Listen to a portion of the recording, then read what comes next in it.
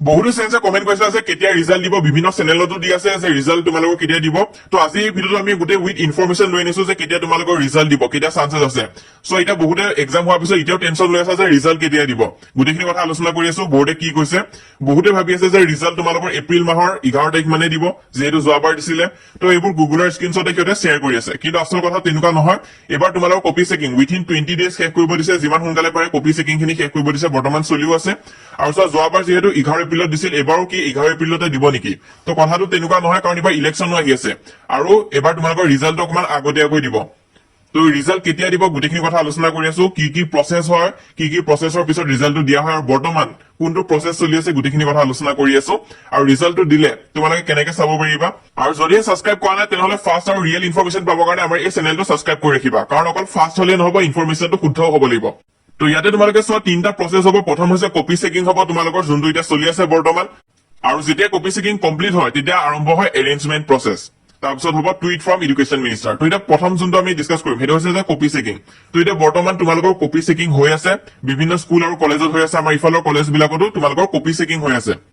আৰু যদি তোমালোকৰ কপি চেকিংৰ ৰিলেটেড কিবা ইনফৰমেশন লাগে যে কপি চেকিং কেনেকুৱাকৈ কৰা হয় কি গাইডলাইন ফলো কৰা হয় কপি চেক কৰোঁতে তো সেইবোৰ আমি আলোচনা কৰিম কিন্তু এটা কথা এবাৰ মন কৰিব লগা সেইটো আছে যে 20 দিনৰ ভিতৰতে কপি চেকিংৰ প্ৰসেছটো তোমালোকৰ শেষ হৈ যাবগৈ কোৱা হৈ আছে যে উইথিন 20 ডেজ তোমালোকৰ এই প্ৰসেছটো শেষ হ'ব বুলি কৈ আছে যিসকল এক্সামিনাৰে তোমালোকৰ কপি চেক কৰি আছে তো প্ৰথম এতিয়া তোমালোকৰ বৰ্তমান কপি চেকিং হৈ আছে কিন্তু এইটো সোনকালে শেষ হ'ব যেতিয়া 20 দিনৰ ভিতৰত তোমালোকৰ কপি চেকিং প্ৰসেছ শেষ হৈ যাব তেতিয়া ষ্টাৰ্ট হ'ব তোমালোকৰ এৰেঞ্জমেন্ট প্ৰসেছ ইয়াত কি হ'ব ইয়াত তোমালোকে এমচিকিউত কিমান নম্বৰ পাইছা থিওৰিত কিমান নম্বৰ পাইছা সেইখিনি মিলাই চোৱা হ'ব কোনোবা সাবজেক্টত যদি কোনোবা ষ্টুডেন্টে